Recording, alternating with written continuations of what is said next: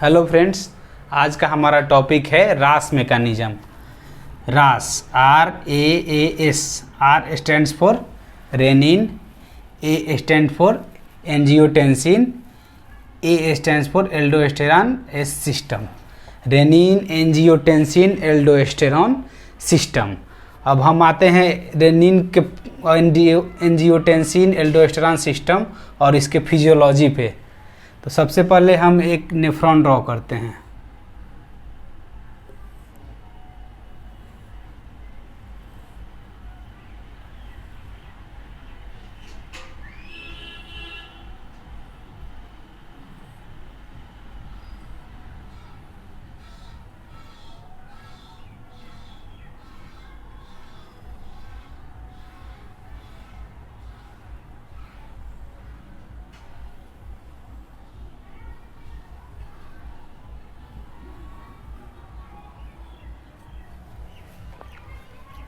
ये हमारा हो गया बोमेंस capsule, proximal convoluted tubule, Henle's loop, distal convoluted tubule और कनेक्टिंग डक्ट। इसमें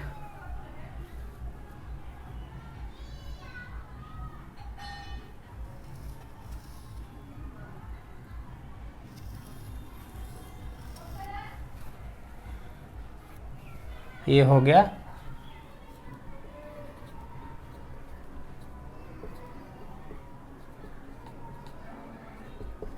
ब्लड वेसल।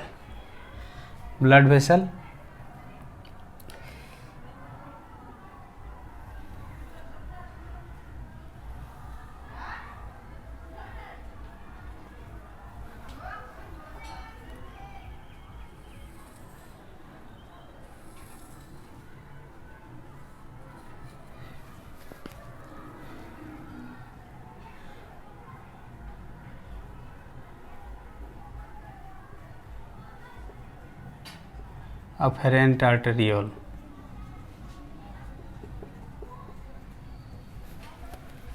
ये हो गया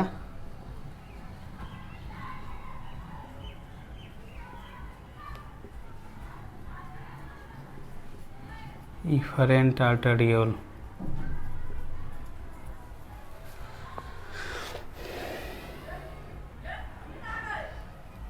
ये ब्लड फ्लो हो रहा है इसमें।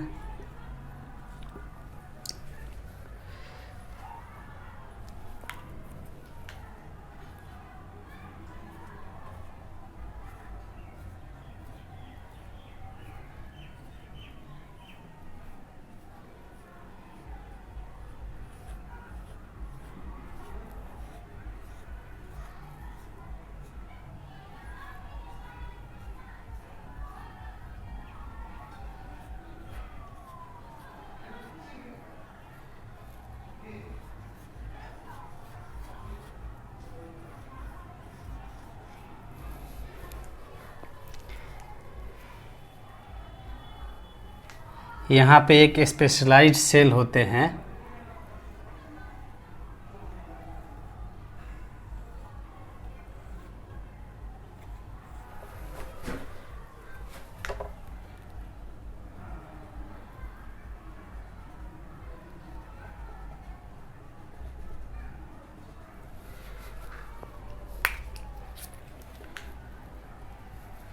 जो कि डार्क स्टैंड होते हैं।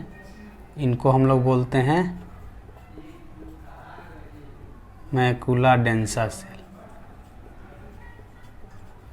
Macula densa. ये हो गया afferent arteriole.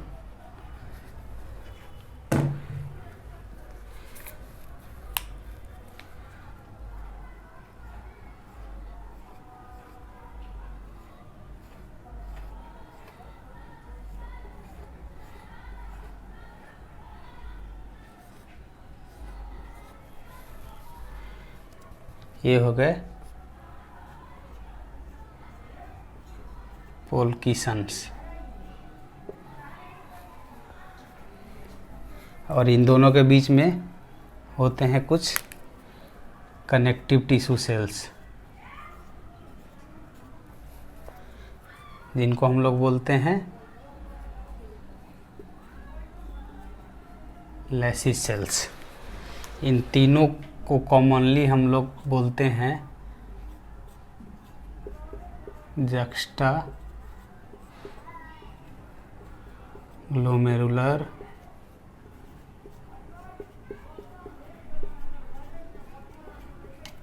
Juxtaglomerular apparatus.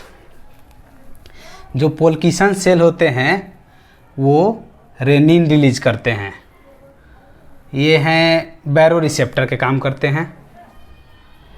पोल्किसन cell act as baroreceptor और macula densa cell act as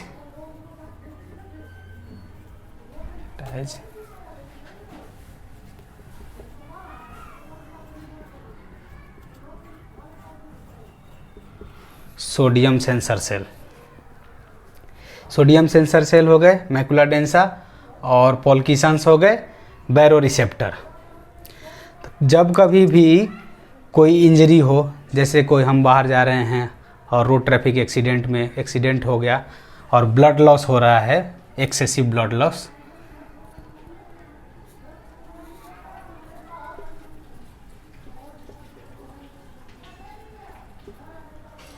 blood loss हुआ तो ब्लड लॉस होगा तो ब्लड वॉल्यूम कम होगा और फिर ब्लड प्रेशर भी कम होगा। तो जब ब्लड प्रेशर कम होगा तो अफेरेंट आर्टेरियोल में less amount of blood pass होगा। लेस अमाउंट ऑफ ब्लड जब पास होगा और ब्लड प्रेशर डिक्रीज करेगा तो पोल्किसन से जो बैरो रिसेप्टर सेल है वो उसको आइडेंटिफाई कर लेगा और उसको आइडेंटिफाई कर लेगा कि यहाँ पे ब्लड प्रेशर की कमी हो गई है। तो वो क्या करेगा, ब्लड स्ट्रीम में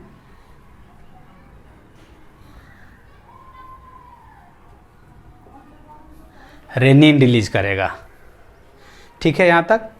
उसके बाद से जो ग्लोमेरुलर फिल्ट्रेशन है, इसमें तो फिल्ट्रेशन हो रहा है बोमेंस कैप्सूल में, ग्लोमेरुलर फिल्ट्रेट इसमें आ रहे हैं, लेकिन जब लेस अमाउंट ऑफ ब्लड इसमें पास करेगा तो फिल्ट्रेशन भी स्लो हो जाएगा। तो यहाँ से सोडियम जो है वो लेस अमाउंट में पास होगा और यहाँ पे होते हैं इंटरस्टिशियम में सोडियम आयन चैनल, जो कि सोडियम को एक्टिवली अब्जॉर्ब करते रहते हैं ल्यूमेन ऑफ नेफ्रॉन से। तो जैसे यहाँ पे ये तो स्पेसिफिक सेल हैं सोडियम को अब्जॉर्ब करने के लिए, और यहाँ पे जैसे ही फिल्ट्रेट कम होगा, स्लो होगा, तो ये ज़्यादा स्पेसिफिक रूप से काम करेंगे और ज़्यादा सोडियम को अब्जॉर्ब कर लेंगे इंटरस्टिशियम में।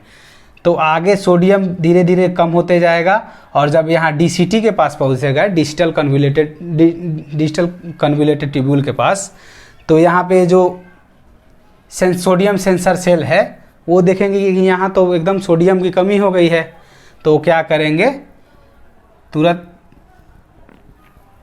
पोल्किसन सेल को रिसेप्टर को भेजेंगे उसको स्टिमुलस कि रेनिन रिलीज करो। तो यहाँ से और ज़्यादा अमाउंट में रेनिन रिलीज होगा ब्लड में। उसके बाद से फिर हम लोग आते हैं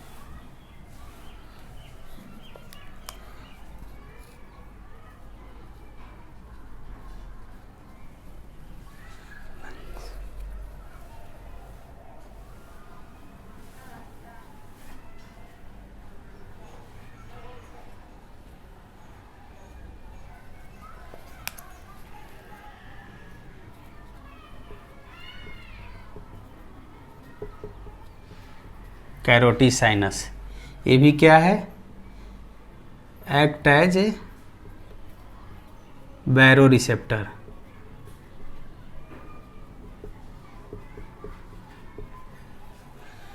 जब यहाँ से ब्लड लॉस होगा तो ब्लड प्रेशर में कमी आएगी और ब्लड वॉल्यूम में कमी आएगी, तो ये बैरो रिसेप्टर जो कैरोटिड साइनस है वो क्या करेगा, सेंट्रल नर्वस सिस्टम में मेडुला को स्टिमुलस भेजेगा।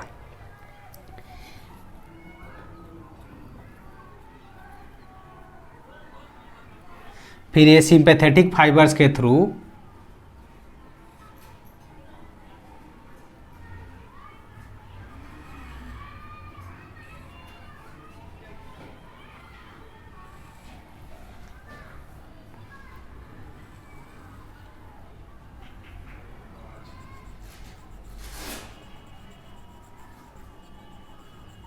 पोल्किसंस में बीटा 1 एड्रीनर्जिक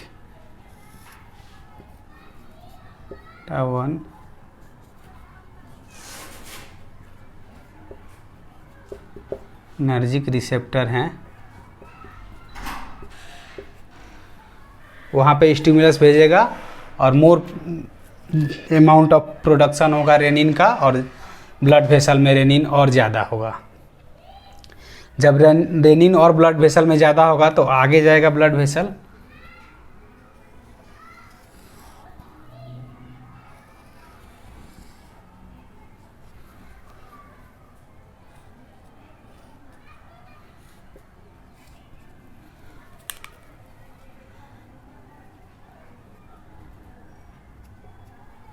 रेनिन यहाँ हो गया आपका।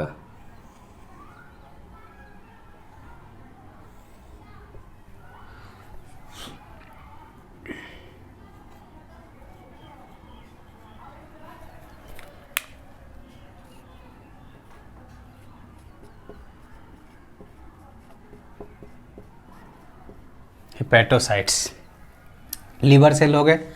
तो लीवर सेल यहाँ पे एक प्रोटीन होता है अल्फा 2 ग्लोब्यूलिन, उसको और क्या बोलते हैं हम लोग, एंजियोटेंसिनोजेन।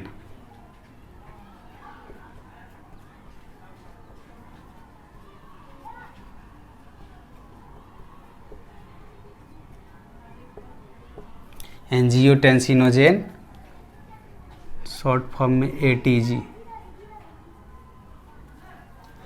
रेनिन एटीजी या इसको रेनिन सबस्ट्रेट भी बोलते हैं। रेनिन एक एंजाइम है तो इसका एक सबस्ट्रेट है जिसको हम लोग क्या बोलते हैं, एटीजी या एंजियोटेंसिनोजेन। अब रेनिन एक्ट करेगा एंजियोटेंसिनोजेन पे तो इसको कन्वर्ट कर देगा एंजियोटेंसिन फर्स्ट में। एंजियोटेंसिन फर्स्ट में इसको कन्वर्ट कर दिया।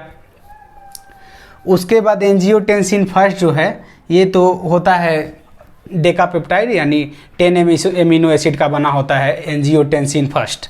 उसके बाद ये जाएगा लंग्स में।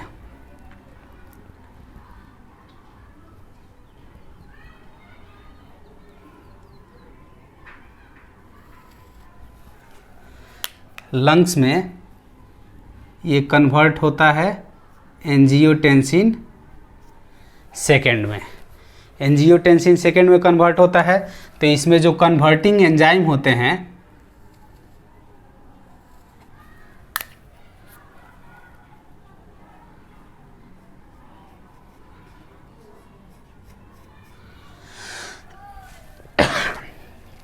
जो कन्वर्टिंग एंजाइम होते हैं उनको हम लोग क्या बोलते हैं, ACE। ACE angiotensin converting enzyme. Angiotensin converting enzyme lungs में पाए जाते हैं। लंग्स में कहाँ पाए जाते हैं, तो एंडोथीलियल लाइनिंग पे।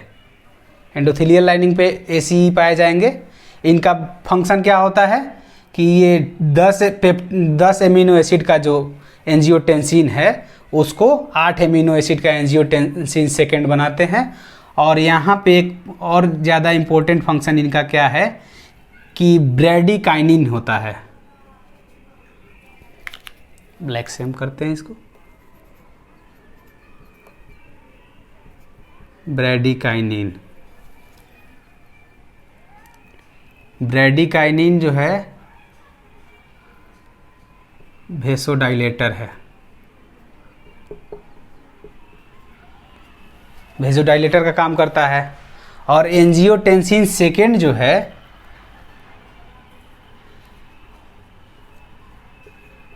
स्ट्रॉन्ग वेजोकंस्ट्रिक्टर होता है।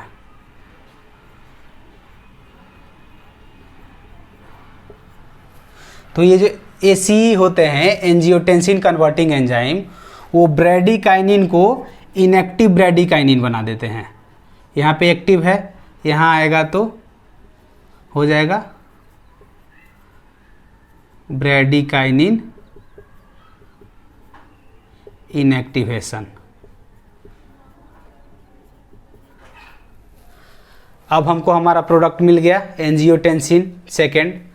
अब वो क्या करेगा, एक्ट करेगा हमारे सर्कुलेटरी सिस्टम पे।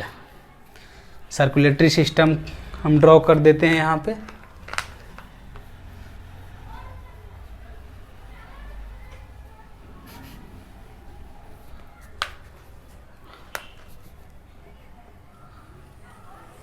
सिंपल ही स्ट्रक्चर हम ऐसे ही ड्रॉ कर लेंगे, ज़्यादा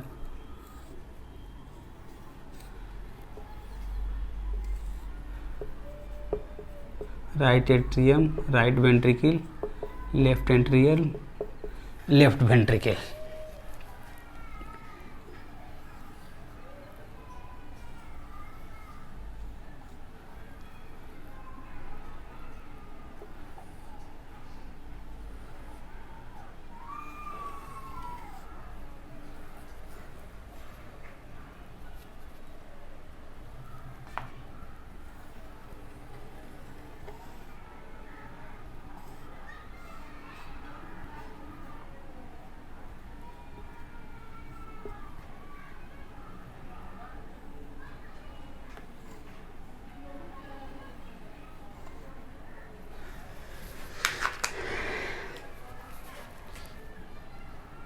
ये हो गया। अब ये हो गया आर्टरियल सिस्टम, ये हो गया वेनस सिस्टम। अब इसमें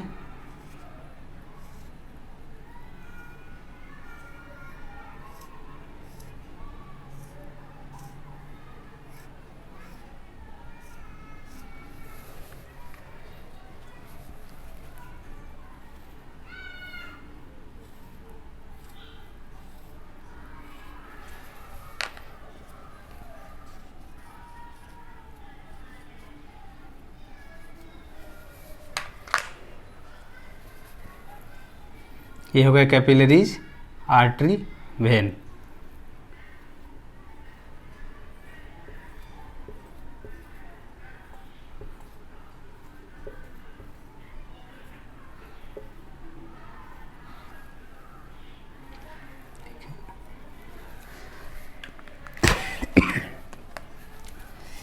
ये क्या हो गया,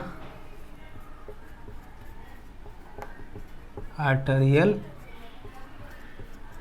स्मूथ मसल।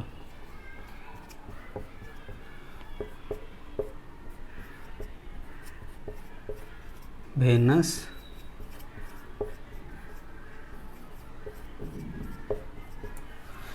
Smooth muscle. अब जो हमारा एंजियोटेंसिन सेकेंड हमको मिला, वो डायरेक्ट एक्ट करता है जाके कहाँ, वेनस स्मूथ मसल पे।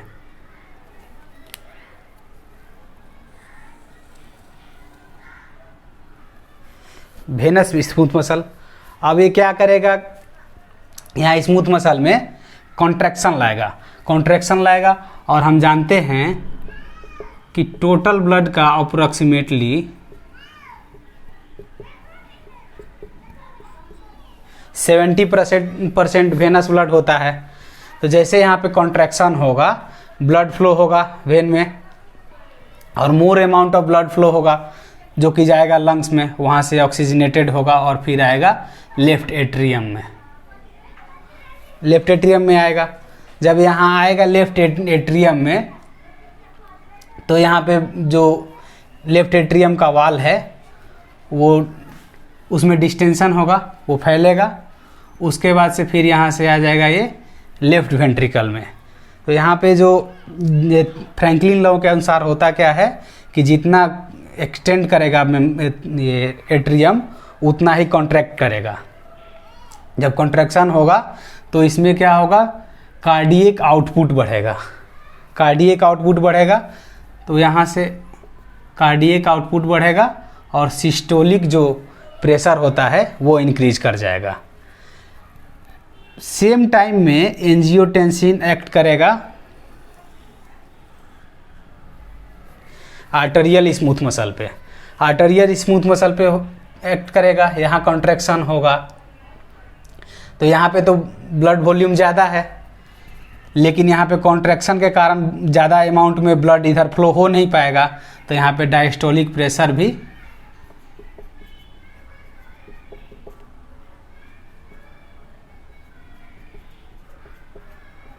Increases, diastolic pressure increases and also blood volume increases. तो हम लोग का यही काम था कि ब्लड लॉस हो रहा था, ब्लड वॉल्यूम कम हो रहा था, तो उसको वापस मेंटेन करना। ये तो हो गया हमारे सर्कुलेटरी सिस्टम पे। अब हम देखते हैं एंजियोटेंसिन सेकेंड का काम। इसको मिटा देते हैं हम।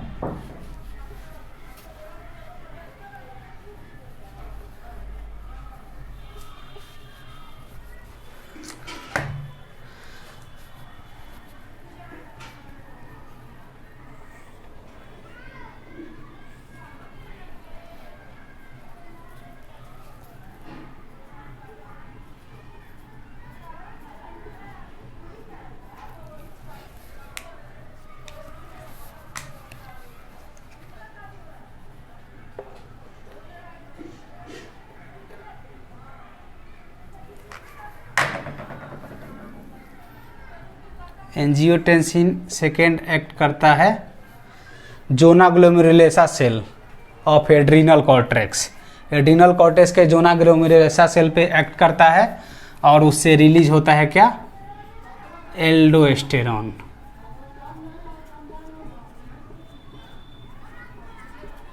एल्डोस्टेरॉन रिलीज हुआ। एल्डोस्टेरॉन का फंक्शन क्या होता है, एल्डोस्टेरॉन यहाँ से आएगा और एक्ट करेगा कहाँ, डिस्टल कन्वोल्यूटेड ट्यूब्यूल डीसीटी पे। डीसीटी पे ये एक्ट किया तो इसका हम एक प्रिंसिपल सेल बना लेते हैं अलग से।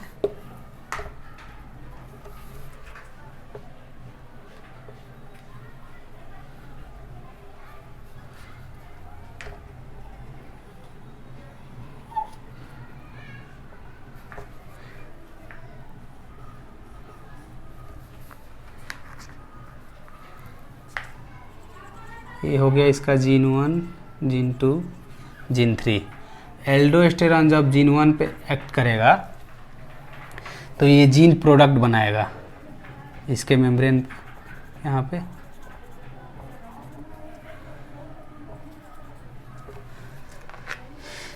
ये जो प्रोटीन है ये Na+K+ATPase का काम करता है। तो इससे क्या होगा, 3Na+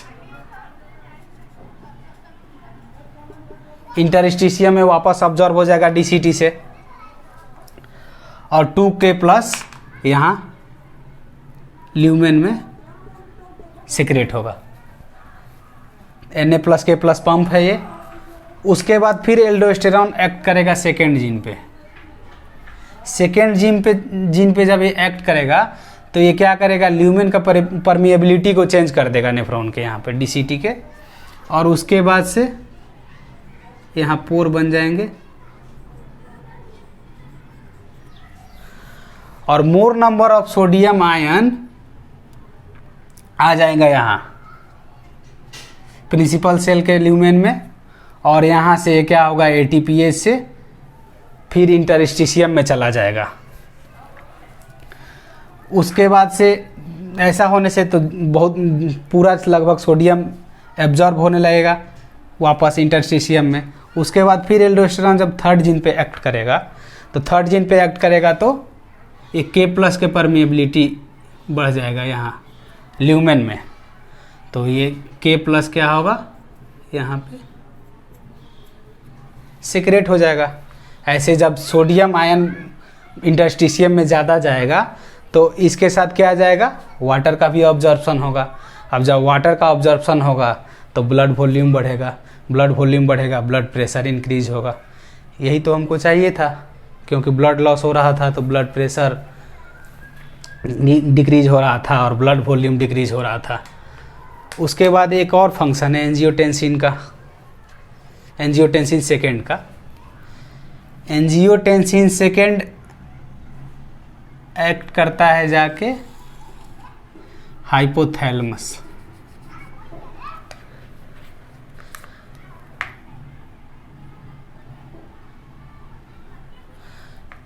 हाइपोथैलेमस पोस्टेरियर पिट्यूटरी से रिलीज कराता है क्या, एडीएच।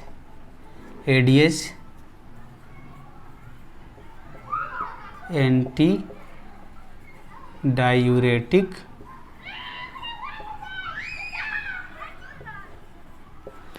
Diuretic hormone. अब ये एडीएच डाके एक्ट करेगा यहाँ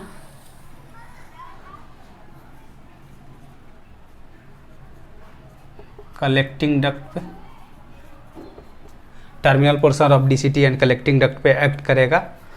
और क्या इसमें होगा, क्या जब हम लोग पढ़े होंगे ये एक्सक्रीटरी सिस्टम में, तो यहाँ पे ऑस्मोलरिटी जो इंटरस्टिशियम में है